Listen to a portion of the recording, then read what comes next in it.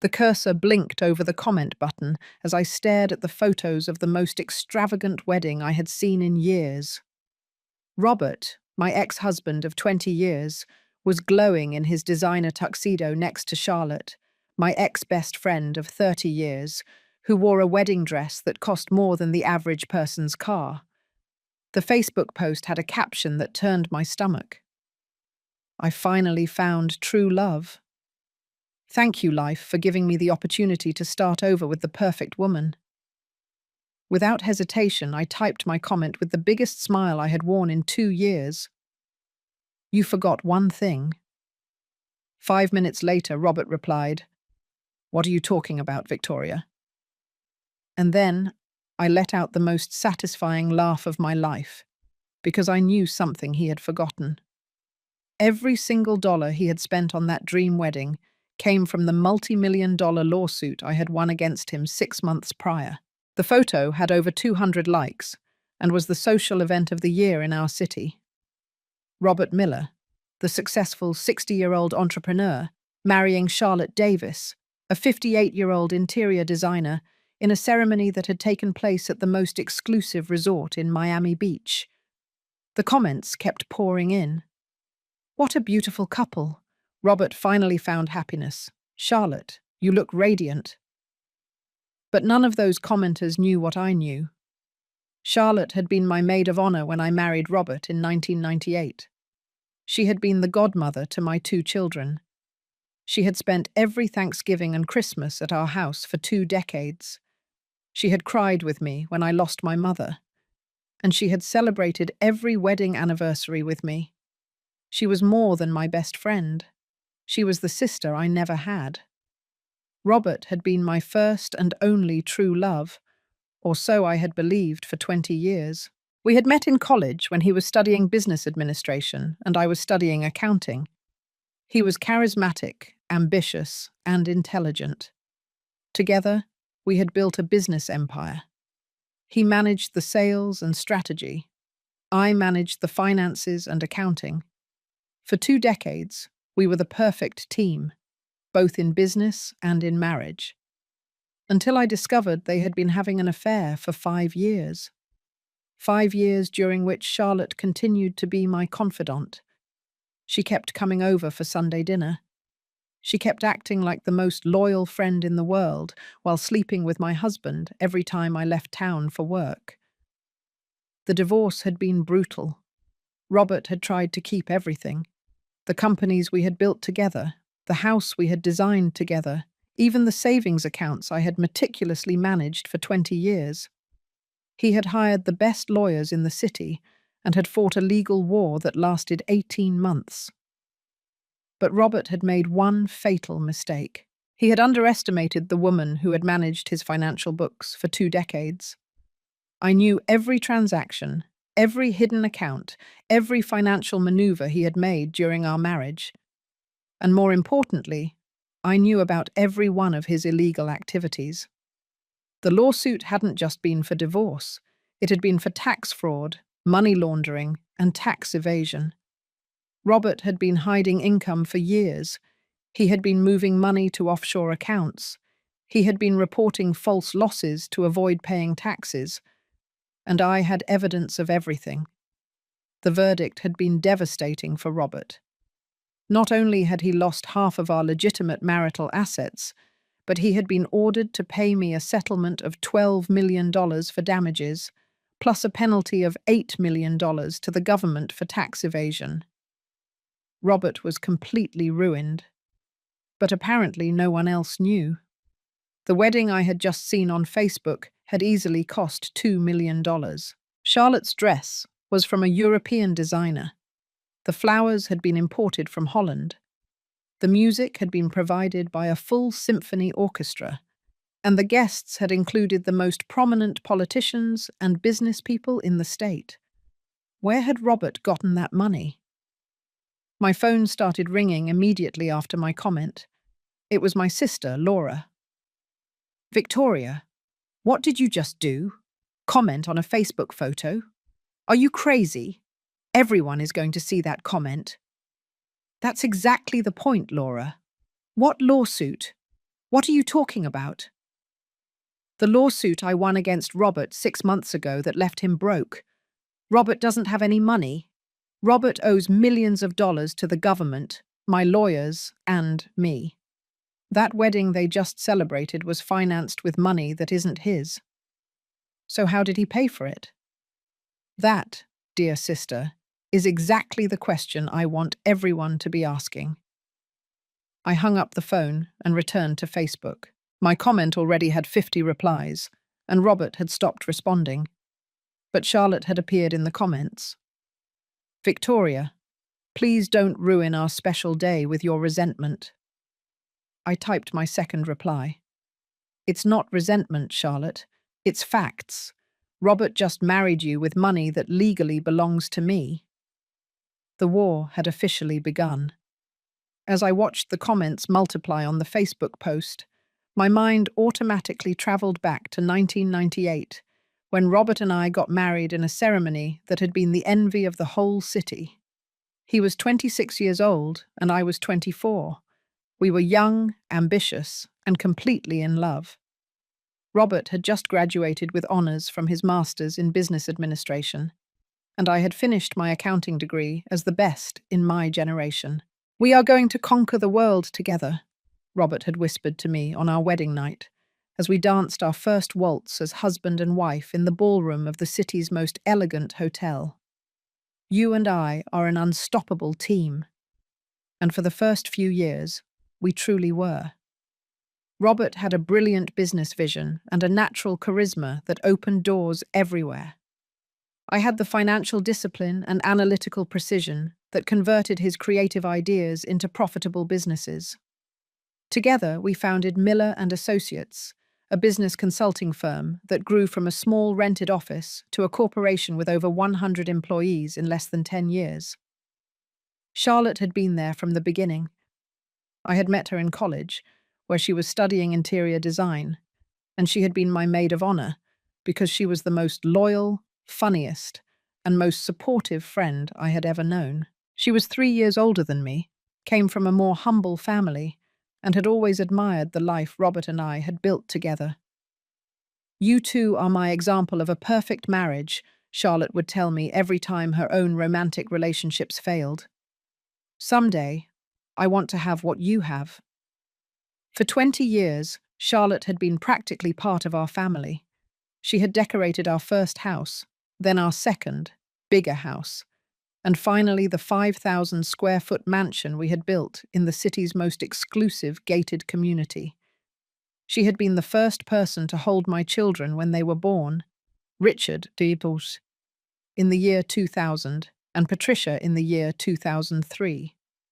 She had been their godmother, had attended every birthday, every graduation, every important event in their lives.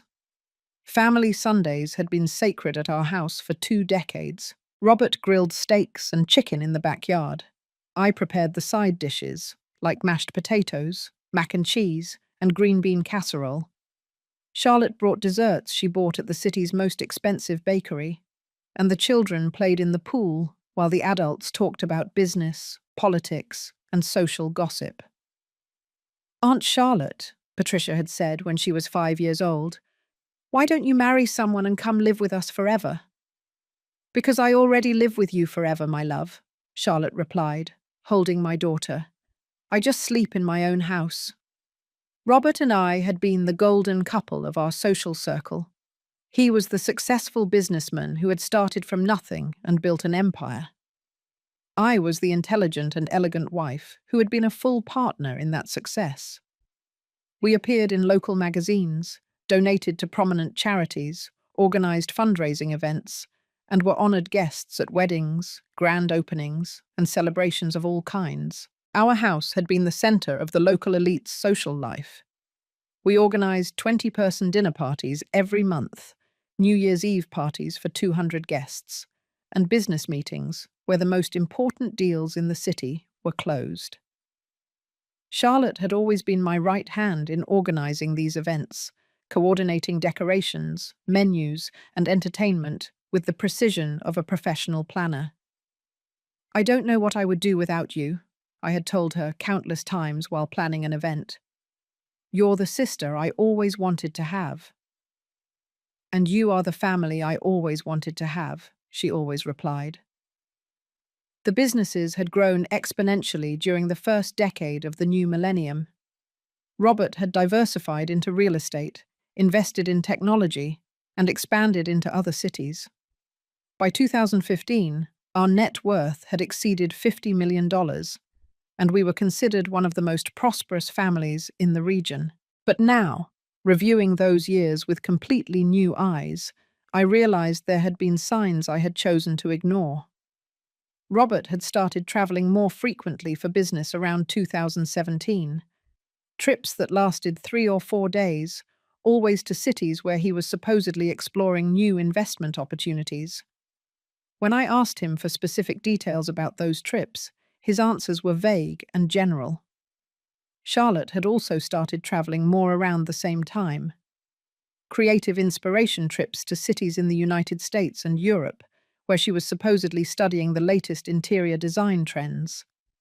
When she returned, she had beautiful photos of architecture and decorations, but never seemed to have met people or had memorable experiences. Robert had started coming home late more often, explaining that he had been in extended meetings or important business dinners. When he arrived, he often smelled of perfume that wasn't mine, but when I asked him about it, he would say it was some female client or business partner who had gotten too close during social greetings. And the most obvious in retrospect, Charlotte had started making strange comments about my marriage. Victoria, doesn't it bother you that Robert works so much? She had asked me during one of our weekly lunches in 2018. No. Why would it bother me? His work is what allows us to live the way we live. But don't you miss having romantic time with him?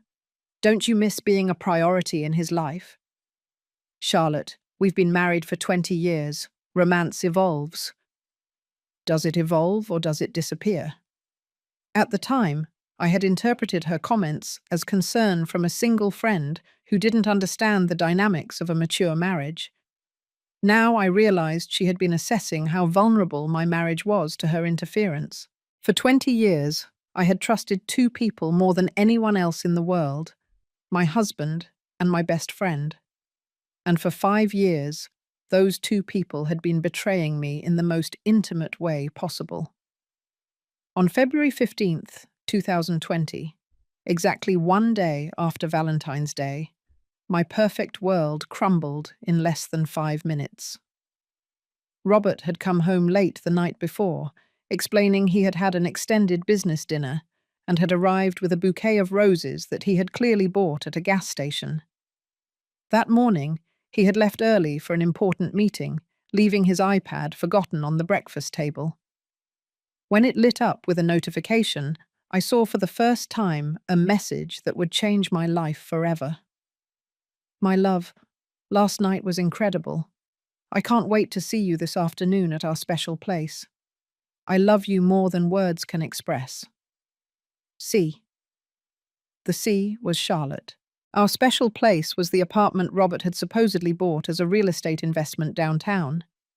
With trembling hands, I opened the Messages app and found a conversation that stretched back years. Thousands of messages between Robert and Charlotte, documenting a romantic relationship that had started in 2015 and had been intensifying into plans for a future together. I can't pretend I love Victoria anymore, Robert had written in a message in December of 2019. Every day I spend in that house is torture. I want to be with you. I want to marry you. I want to have the life we deserve. Me too, my love, Charlotte had replied. But we have to be smart. Victoria controls all the finances. If she suspects anything before we're prepared, she can financially ruin us. What do you suggest? Give her another 6 months to get used to the idea that her marriage is failing. Then you file for divorce, citing irreconcilable differences. I'll play the supportive friend who stands by you during your difficult process. What if she realizes we've been together for years? She won't realize. Victoria sees what she wants to see. It's always been that way. I kept reading messages for 3 hours, feeling like every word was a direct stab to my heart. There were intimate photos they had exchanged, travel plans they had made together when I thought they were on separate business trips, and detailed discussions about how to handle our divorce so Robert could keep most of our assets. But what hurt the most were the messages where they mocked me. "Victoria made that awful dinner again," Robert had written. "I swear she pretends to be a good cook, but she has no idea what she's doing." "At least you don't have to pretend you like it," Charlotte had replied. "I have to eat her food every Sunday and act like it's delicious. You know what bothers me most about her? She thinks she's indispensable to the business. She thinks that without her accounting skills, we couldn't function. Isn't that true? Charlotte, any competent accountant can do what Victoria does. She's convinced herself she's irreplaceable because it gives her a sense of control. And what are you going to do with the business when you divorce? I'm going to show her exactly how replaceable she is."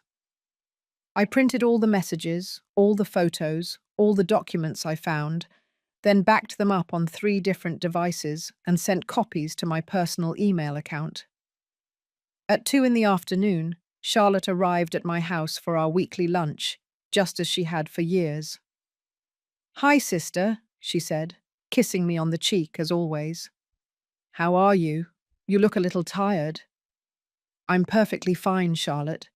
In fact, I've never seen things more clearly." "What are you talking about?"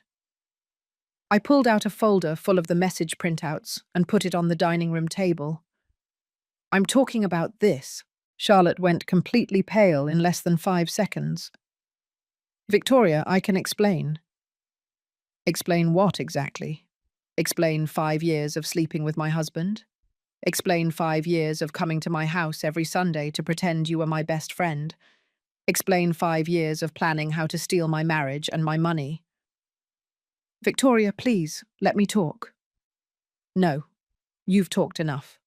For 5 years, in thousands of messages with my husband, where you planned my divorce and laughed at my cooking and my life. It wasn't like that, Victoria. The messages don't show the full context." "The full context? The full context is that you are a treacherous snake who destroyed 20 years of marriage and 30 years of friendship." Charlotte started crying, but they weren't tears of remorse. They were tears of panic because she knew she had been discovered. "Victoria, please don't make this public. Think about your reputation. Think about your children. Now you worry about my reputation, after you two planned to destroy my life?" "We didn't plan to destroy your life, we just fell in love." "You fell in love while pretending to be my closest people. That's not love, Charlotte. That's calculated betrayal. What are you going to do?" "I'm going to divorce Robert, and I'm going to make sure that everyone knows exactly what kind of people you two are." "Victoria, please. Get out of my house. Get out of my house and out of my life." Charlotte left crying, but not before trying to take her purse where she had subtly put the folder with the printed messages. "Don't even think about it," I said, taking the folder from her. "This is just the first copy." That night, when Robert came home, I was waiting for him in the living room with all the evidence organized on the coffee table. "We need to talk," I said calmly. "Victoria, what is all this?" "It's the end of our marriage." The confrontation with Robert that night was exactly what I had expected. Desperate denials, followed by pathetic justifications, followed by defensive attacks against my character. But I had already spent the 8 hours since the discovery planning my strategy, and I was not going to let him manipulate me as he had been doing for 5 years. "Victoria, I know this looks bad, but it's not what you think," Robert had begun after quickly reviewing some of the printed messages. "Robert, I have 5 years of documented evidence of your affair with my best friend. There's no possible misinterpretation. The messages are taken out of context. Charlotte was going through a difficult time, and I was trying to help her as a friend. Help her as a friend by telling her you love her and planning to marry her. Victoria, you know our marriage has been in trouble for years. In trouble? For whom has it been in trouble? For me. I've been unhappy for a long time, but I didn't know how to tell you. So your solution was to have a 5-year affair with my best friend. It wasn't planned. It just happened.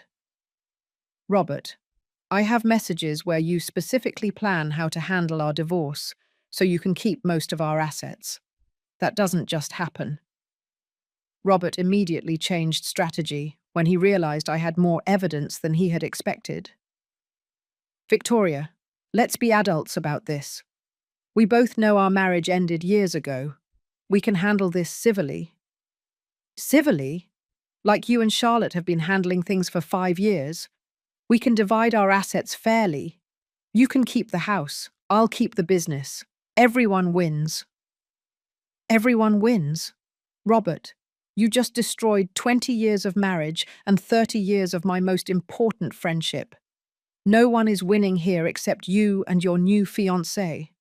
Victoria, if you make this difficult, we are all going to lose. Are you threatening me? I'm telling you the reality. If this turns into an ugly legal battle, the only ones who will win are the lawyers. The next day, I hired Sarah Thompson, the most aggressive and successful divorce attorney in the city. Sarah had a reputation for destroying unfaithful husbands in legal battles, and she was exactly what I needed. Victoria, Sarah told me after reviewing all the evidence I had collected, this is one of the strongest cases of infidelity I have ever seen. With this evidence, we can get you a substantial settlement. Sarah, it's not just about the money. It's about justice. I understand perfectly, but I need you to understand that Robert is going to fight dirty. Men like him don't accept losing control without a fight. What kind of fight do you expect? He's going to try to hide assets. He's going to claim you knew about the affair and allowed it. He's going to try to portray you as a negligent or controlling wife. He's going to do everything possible to minimize his culpability. And can we win? With this evidence, we can not only win, we can destroy him. Robert had hired David Miller, no relation, but the most expensive divorce lawyer in the region. David had a reputation for protecting rich men from gold-digging wives and was known for his ruthless tactics. Robert's first move was exactly what Sarah had predicted, trying to hide money. Over the next few weeks, we discovered that Robert had been transferring large sums of money to offshore accounts. He had sold properties at ridiculously low prices to friends who would then sell them back to him after the divorce. And he had reported false losses in our businesses to make them seem less valuable than they really were. But Robert had made a fatal mistake. He had forgotten that I was the accountant who had managed our finances for 20 years. I knew every account, every investment, every property, every significant transaction we had made during our marriage. Sarah, I told her during our third meeting, Robert is committing tax fraud. What do you mean? He is reporting false losses to minimize the value of our assets in the divorce. But those same false losses mean he is evading taxes. Do you have evidence of that? I have 20 years of evidence of that. Victoria, are you saying Robert has been evading taxes for years? I am saying that Robert has been evading taxes, laundering money, and reporting false income for years, and I have complete documentation of everything. And you knew this during the marriage? I suspected some things, but Robert managed those aspects of the business. I focused on the legitimate accounting. Victoria, this changes everything. We can not only win the divorce, we can make Robert face criminal charges. Criminal charges? Tax fraud, tax evasion, money laundering. Robert could go to jail. And how does that affect our divorce? It means you won't just recover what's yours. You will get compensation for 20 years of being an unwilling accomplice in criminal activities. Over the following months, while Robert and David tried to fight the divorce using conventional tactics, Sarah and I were building a criminal case that was going to completely change the rules of the game. Robert thought he was fighting for half of our marital assets. In reality, he was about to lose everything, including his freedom. The trial began on September 15th, 2020, exactly 7 months after I had discovered the betrayal. Robert arrived at the courthouse dressed in his best suit, accompanied by David Miller, and with the confidence of a man who believed his political contacts and business reputation would protect him from any serious consequences. What Robert didn't know was that during those 7 months, Sarah and I had been working not only with divorce lawyers, but also with the Internal Revenue Service, the Securities and Exchange Commission, and the Financial Crimes Enforcement Network. Your Honor, Sarah began during her opening statement, this is not a conventional divorce case. This is a case of marital, tax, and financial fraud that spans more than a decade. David Miller immediately tried to object. Your Honor, this is a divorce proceeding, not a criminal trial. Mr. Miller, the judge replied, when there is evidence of criminal activities that affect marital assets, this court has jurisdiction to consider it. Sarah first presented the evidence of infidelity. 5 years of messages between Robert and Charlotte, compromising photographs, records of trips together, and testimonies from people who had seen them in romantic situations. But then she presented something that left Robert completely pale. 20 years of financial records that documented systematic tax evasion. Your Honor, Sarah explained, while projecting documents onto the courtroom screen, Mr. Miller has been reporting false income for 2 decades. He has been hiding money in offshore accounts. He has been laundering money through shell companies, and he has been using marital properties to facilitate illegal financial activities. And did Mrs. Miller know about these activities? The judge asked. Mrs. Miller was responsible for the legitimate accounting of their companies. Mr. Miller separately managed the illegal activities specifically to keep her in the dark and protect himself legally. Robert whispered something urgent into David's ear, who immediately requested a recess. During the recess, I could see Robert talking frantically on the phone, probably trying to contact his accountants or his political contacts to help him get out of this situation. When we resumed, David completely changed the defense strategy. Your Honor, my client is willing to negotiate an out-of-court settlement that is favorable to both parties. What kind of settlement? The judge asked. He is willing to divide all marital assets equally and pay additional compensation to Mrs. Miller for the emotional distress caused by the infidelity. Sarah immediately stood up. Your Honor, we are not interested in negotiations. We want complete justice to be served. What are you specifically asking for? We are asking that all asset transfers Mr. Miller made over the last 2 years to hide money be reversed. We are asking for compensation for 20 years of criminal profits that were generated using marital assets, and we are asking that criminal charges be filed against Mr. Miller. Criminal charges? For what specific crimes? Tax fraud, tax evasion, money laundering, and marital fraud. Robert looked increasingly desperate. During the second day of the trial, he tried to testify in his own defense. Your Honor, any irregularity in my tax reports was the result of bad advice from my accountants. I trusted professionals, and they failed me. Sarah destroyed him during the cross-examination. Mr. Miller, are you testifying under oath that you did not know that hiding money in Cayman Islands accounts was illegal? My accountants told me they were legitimate investments. Did your accountants also tell you that having a 5-year affair with your wife's best friend was a legitimate investment? That has nothing to do with finances. It doesn't? Because I have evidence that you used money from marital accounts to pay for hotels, trips, and gifts for your mistress for 5 years. Sarah presented receipts, bank statements, and credit card records that showed exactly how much marital money Robert had spent on his affair with Charlotte. Your Honour, Mr. Miller not only betrayed his wife emotionally, he robbed her financially to fund that betrayal. On the third day of the trial, we presented our star witness, the accountant who had been helping Robert with his tax evasion schemes for years and who had decided to cooperate with the authorities in exchange for immunity. Mr. Davis, Sarah asked him, can you describe the illegal financial activities you performed for Mr. Miller? For 12 years, I helped Mr. Miller hide income, create false losses, transfer money to offshore accounts, and establish shell companies to launder money.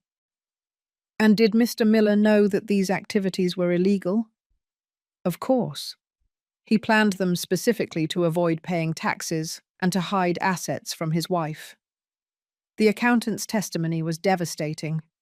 Robert could no longer claim ignorance or bad professional advice. The verdict came after only 4 hours of deliberation. In the case of Miller versus Miller, the judge announced, this court finds that the defendant Robert Miller has committed marital, tax, and financial fraud. The following is ordered. First, all asset transfers made over the last 3 years are reversed. Second, Mrs. Victoria Miller receives 70% of all legitimate marital assets. Third, Mr. Robert Miller must pay a settlement of $12 million to Mrs. Miller for damages. Fourth, this case is remitted to the Attorney General to file criminal charges against Mr. Miller. Robert was completely ruined and faced the possibility of years in prison. But what he didn't know was that this was just the beginning of my revenge. 6 months after the trial verdict, I was living comfortably in my new house in Scottsdale, Arizona, with the $12 million in compensation, plus the majority of our marital assets, while Robert faced criminal charges that could send him to prison for 15 years. I had hired a private investigator named Michael Jones to monitor Robert's activities, specifically to ensure he was complying with court orders and wasn't hiding more assets. What Michael discovered surprised even me. Mrs. Miller, Michael reported during our monthly meeting, Robert is living in Charlotte's apartment and apparently has no regular income. How is he surviving? Charlotte is paying all his expenses. Her interior design business is apparently generating enough money to support both of them. But they are not living lavishly. Definitely not. They are living very modestly compared to their previous lifestyle. And what about the criminal charges? His lawyer is trying to negotiate a deal with the prosecution. It is possible he avoids jail time if he pays additional fines and makes full restitution. Over the following months, I had assumed Robert had learned his lesson and that he and Charlotte were quietly living with the consequences of their actions. I had begun to focus on rebuilding my own life. I had started a financial consulting business for divorced women. I had traveled through Europe for 2 months and had started dating a wonderful man named Edward. Then the wedding photos appeared on Facebook. $2 million for a single celebration for a man who supposedly had no money. I immediately called Michael. I need you to investigate where Robert got the money for that wedding. I'm on it, Michael replied. Something here doesn't add up. Michael worked for a week tracking the origin of the money. What he discovered was even more satisfying than I had expected. Mrs. Miller, Robert didn't pay for that wedding. What do you mean? Charlotte paid for it, but Charlotte didn't have the money either. So how did she pay for it? She took out a loan for $2 million using her business as collateral. Charlotte mortgaged her business to pay for Robert's wedding. Yes, but there's more. What more? The loan money came from the Central Business Bank, which is owned by Miller Investments. Miller Investments? The company you received as part of the divorce settlement. I was completely silent for several seconds, processing the perfect irony of the situation. Michael, are you telling me that Robert got married with money that indirectly came from my company? Exactly. Charlotte borrowed money from a bank that you control to pay for a wedding for the man who betrayed you. And does Robert know this? Apparently not. Charlotte handled all the financial transaction. Robert thought she had enough savings to pay for the wedding. And does Charlotte know that the money indirectly came from me? No, either. She just knows she got a loan from a bank. It was the most perfect revenge I could have imagined, and it had happened completely by accident. Robert had celebrated his true love with money that came from the woman he had betrayed. Charlotte had mortgaged her financial future to impress a man who was broke, and neither of them knew the truth. But after my Facebook comment, now everyone did. My phone didn't stop ringing for the next 24 hours. Mutual friends, family, work acquaintances, everyone wanted to know what I had meant by my comment. The wedding post had received over 1,000 comments, most of them asking about the lawsuit I had mentioned. Robert had stopped responding after my second comment, but Charlotte had continued trying to control the narrative. Victoria is resentful because Robert found happiness, Charlotte had written. She is trying to ruin our special day with lies. Then I published my final reply, a photo of the trial verdict ordering Robert to pay me $12 million, along with the bank statement showing that Charlotte's loan money had been approved by Miller Investments. For everyone asking about the lawsuit I mentioned, I wrote, here are the public documents. Robert owes me $12 million for marital fraud. Charlotte just mortgaged her business to pay for a $2 million wedding. The loan money came from a bank that I control. Robert got married with my money and he doesn't even know it. The comments immediately exploded. The post went viral within hours. Robert and Charlotte had turned their wedding into the biggest social scandal our city had seen in years, and I hadn't had to do anything except tell the truth. The call came at 11 at night, 3 days after my comment had gone viral on Facebook. It was Charlotte, crying hysterically. Victoria, I need to talk to you. Charlotte, we have nothing to talk about. Please, Victoria, it's about the loan money. What about the loan money? Robert lied to me. About everything? About what specifically? About the money? About his debts? About everything. Against my better judgment, but driven by curiosity, I agreed to meet Charlotte at a neutral coffee shop the next day. When I arrived, Charlotte looked like she hadn't slept in days. Her perfectly styled hair was disheveled, she wore no makeup, and her eyes were swollen from crying. Victoria, she said immediately when I sat down.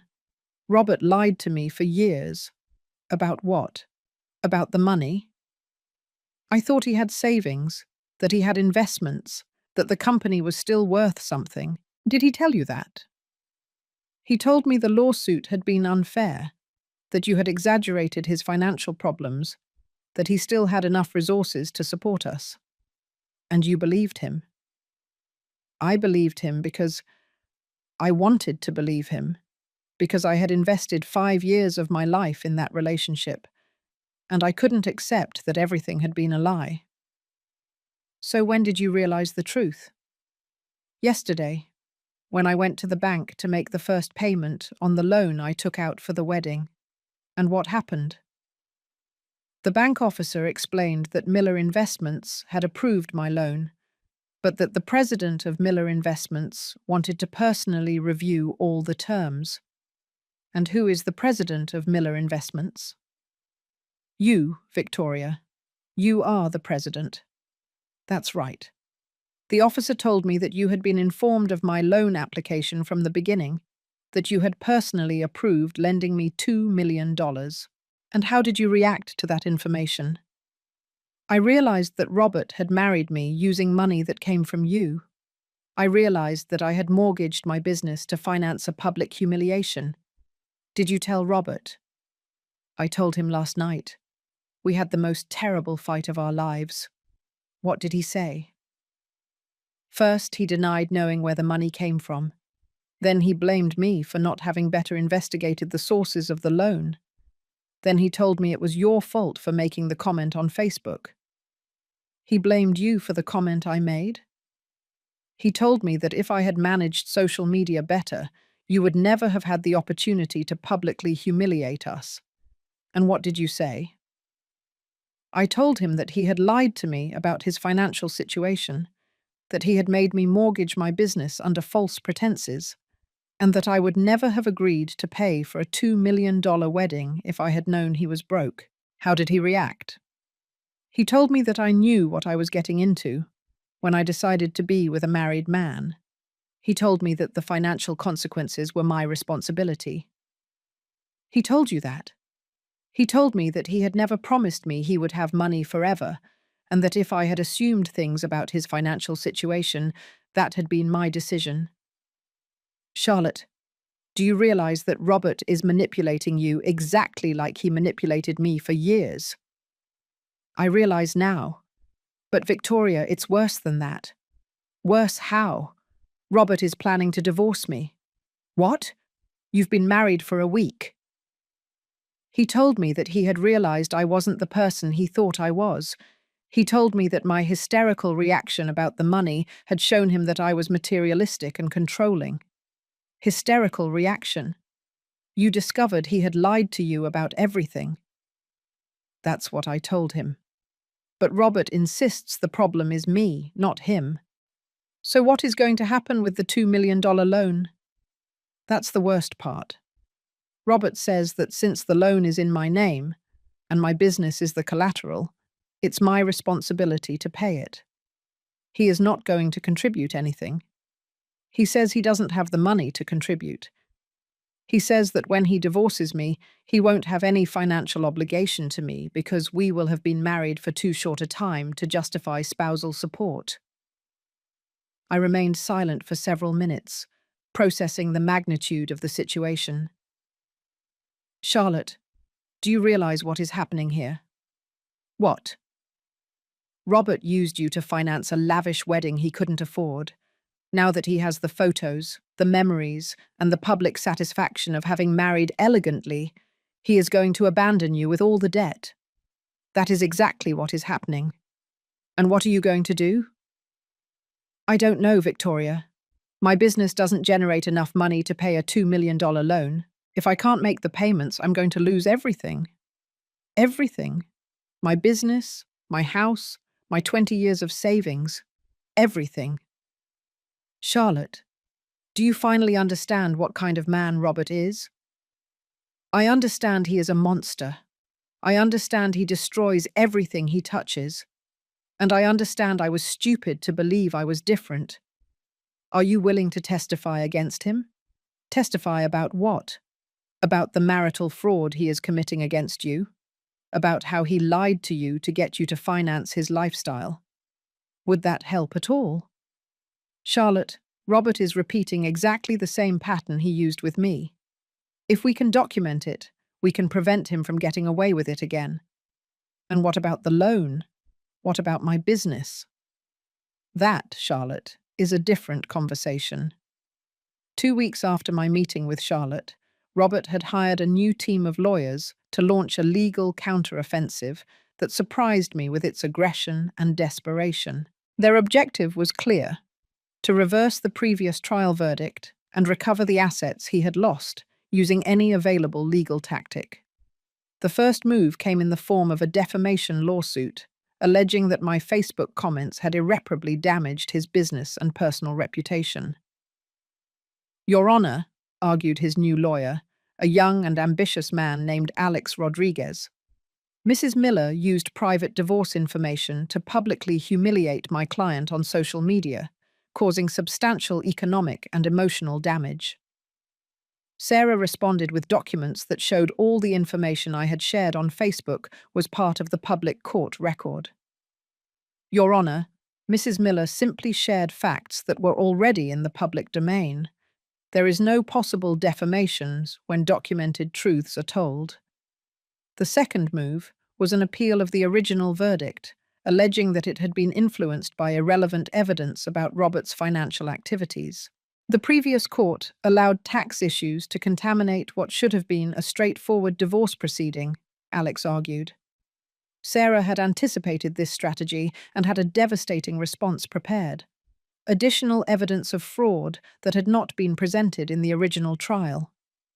Your Honour, since the previous verdict, we have discovered additional evidence that Mr. Miller has continued to evade taxes and hide assets, even after court orders. The third move was the most desperate. Robert alleged that I had been involved in his illegal financial activities, and that therefore I could not claim ignorance or victim status. Mrs. Miller was a professional accountant and partner in all the companies where irregularities were committed, Alex argued. It is impossible that she didn't know what was happening. This accusation infuriated me more than all the others, because I knew it was false, and because I knew Robert was making it specifically to damage my professional reputation. Your Honour, Sarah responded, Mr. Miller is trying to hold my client responsible for crimes he deliberately committed without her knowledge. We have evidence that he specifically structured his illegal activities to keep Mrs. Miller ignorant of them. But the most surprising move came when Robert filed a separate lawsuit alleging that my company, Miller Investments, had engaged in predatory practices by approving Charlotte's loan. Your Honour, Alex argued, Mrs. Miller deliberately approved a loan she knew Mrs. Davis could not repay, with the specific purpose of humiliating my client. Sarah had warned me that this lawsuit was the most dangerous because it had a certain legal basis. Victoria, technically Robert is right that your company approved a loan to Charlotte, knowing she probably couldn't repay it. Is that illegal? Not necessarily illegal, but it could be considered a dishonest business practice. How serious is this? If Robert can prove you approved the loan with malicious intent, you could face regulatory fines and damage to your business reputation. And how do we defend against that? By demonstrating that the loan was approved using standard commercial criteria, and that any knowledge about the personal relationship between Robert and Charlotte did not influence the credit decision. Over the following weeks, as lawyers from both sides presented arguments and counter-arguments, something interesting began to emerge. Robert was making the same mistakes he had made during our divorce. He was lying under oath about his finances, he was hiding evidence, and he was trying to manipulate the legal system to avoid the consequences of his actions. But this time, I was prepared for every move he made. Michael, my private investigator, had been continuously monitoring Robert since the original trial. He had photographic evidence of Robert living a lifestyle that was inconsistent with his court declarations of poverty. Mrs. Miller, Michael reported, Robert has been frequenting expensive restaurants, buying designer clothes, and traveling first class. He has money hidden somewhere. Do you have any idea where? I'm working on that. But I have evidence that he is receiving money from sources he has not declared to the court. What kind of sources? I believe Charlotte is giving him money, even after they supposedly separated. Charlotte is giving Robert money. I have photos of them meeting in coffee shops. I have records of bank transfers from Charlotte's accounts to accounts Robert controls. And I have evidence that they are living together again. Are they living together? Charlotte never moved out of her apartment when they separated. Robert is still living there.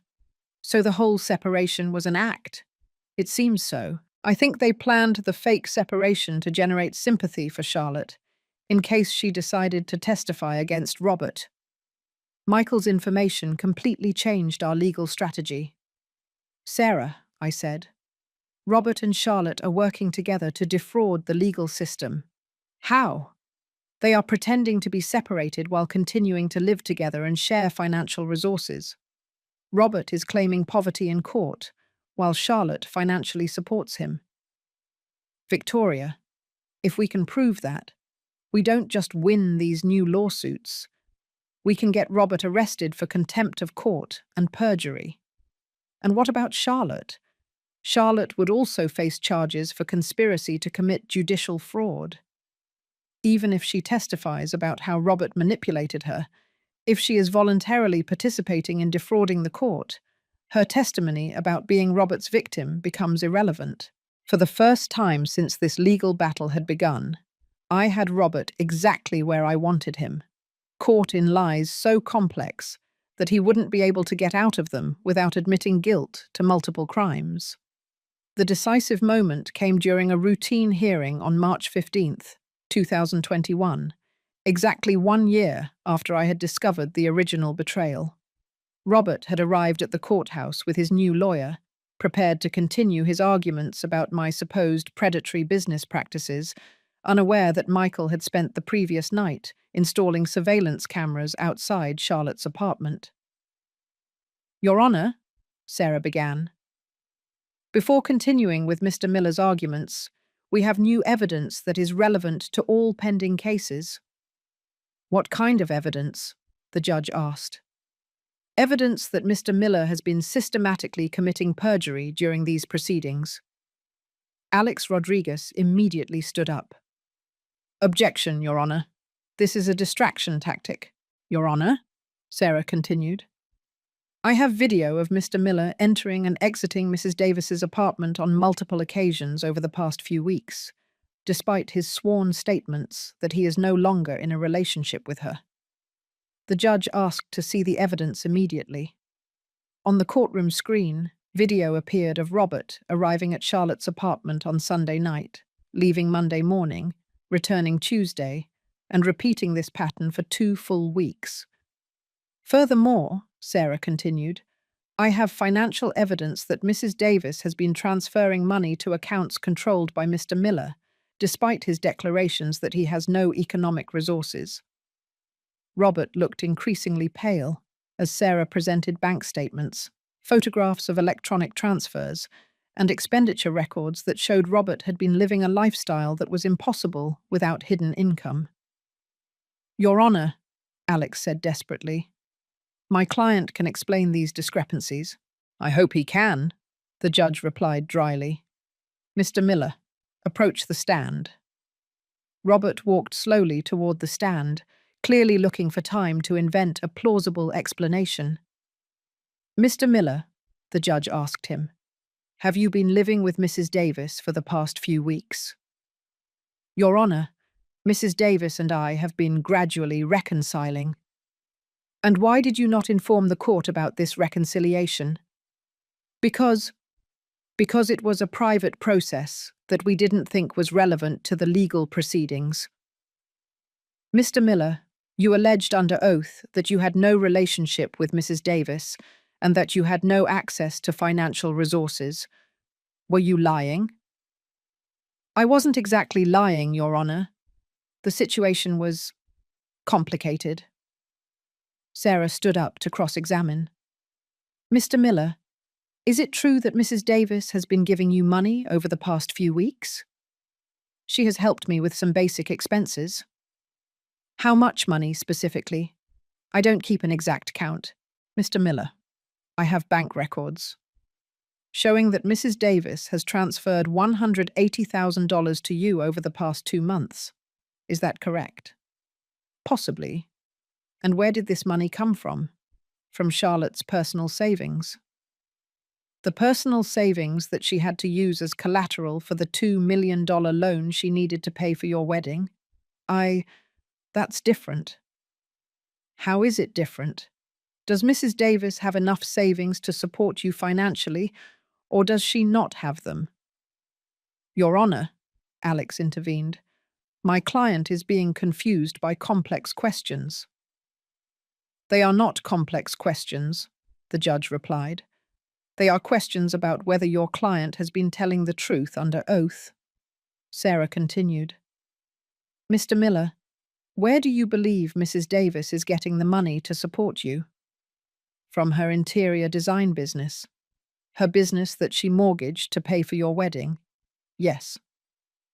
"Mr. Miller, are you aware that Mrs. Davis has been taking out additional loans to be able to give you money?"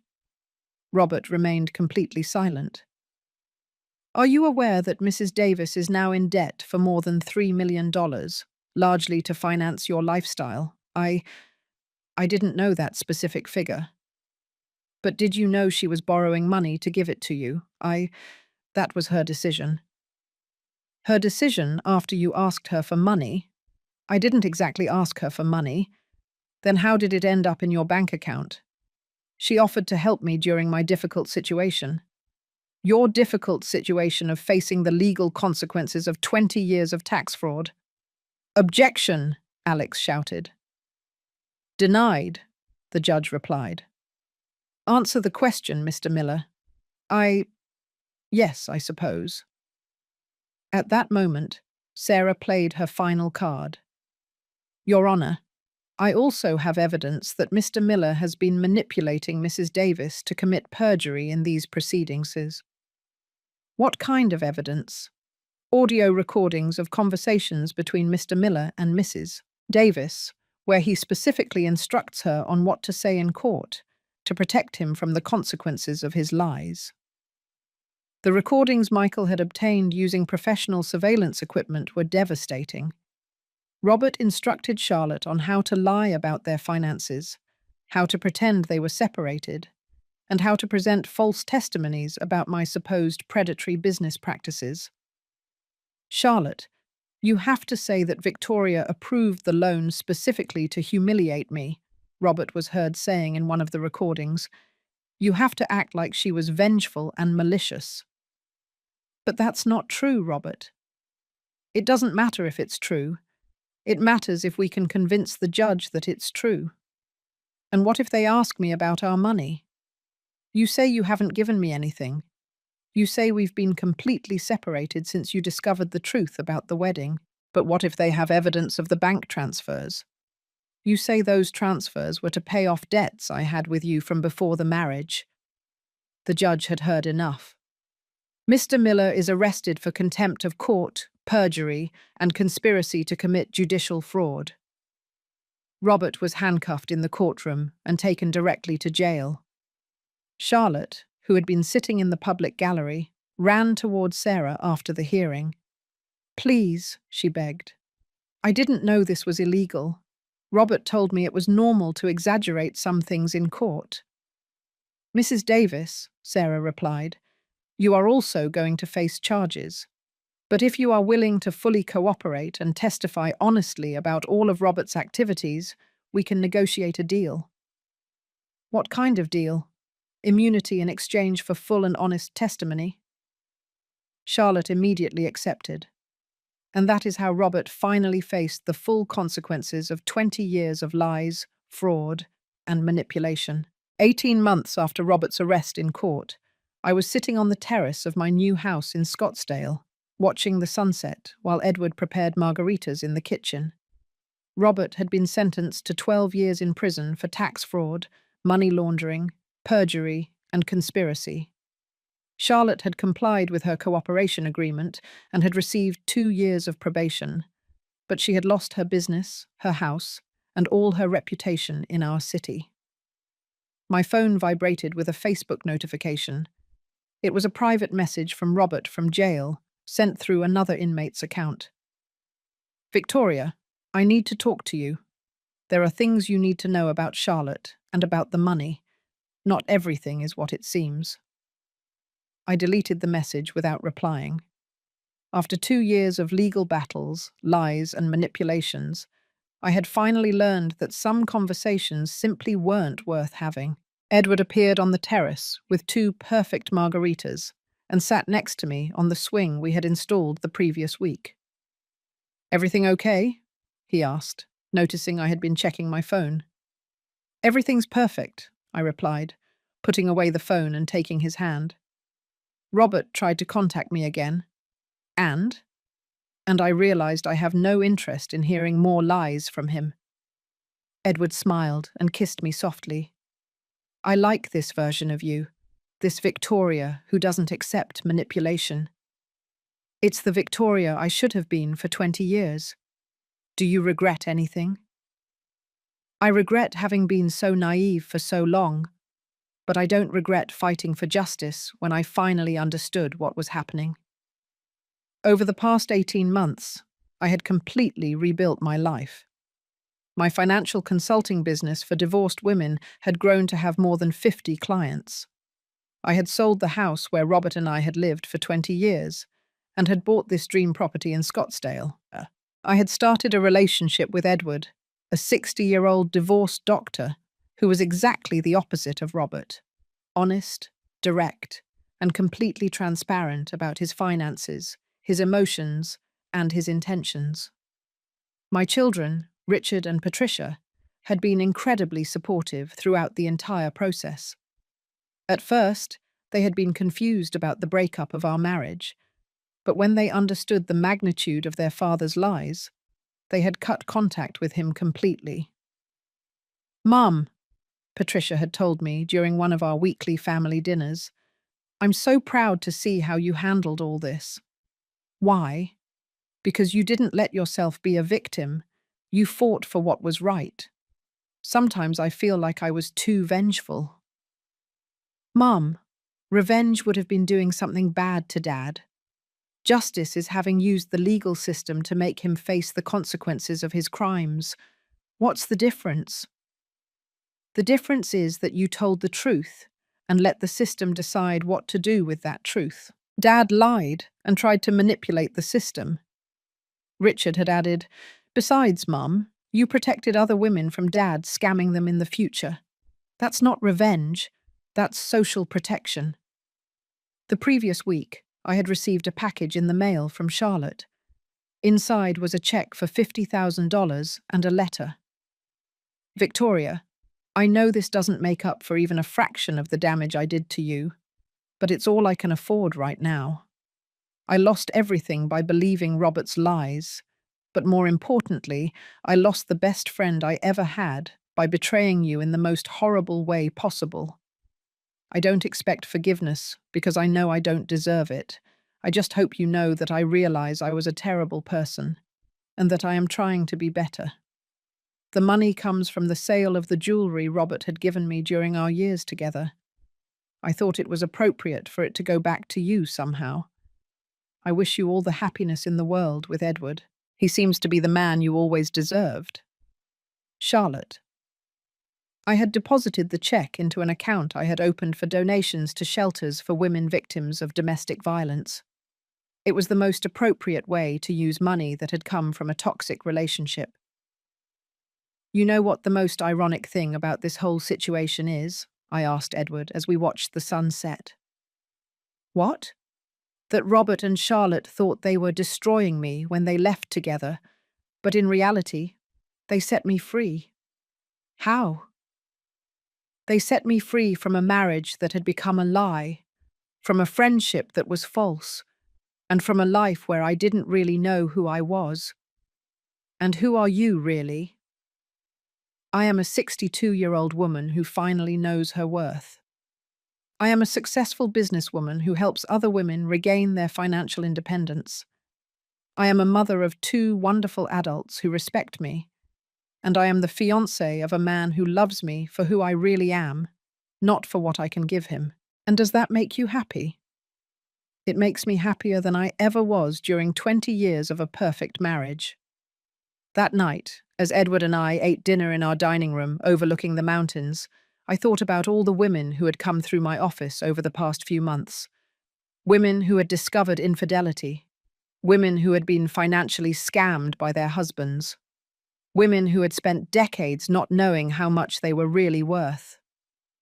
Revenge, I always told my clients, is living well. It is rebuilding your life so that it is better than the life that was stolen from you.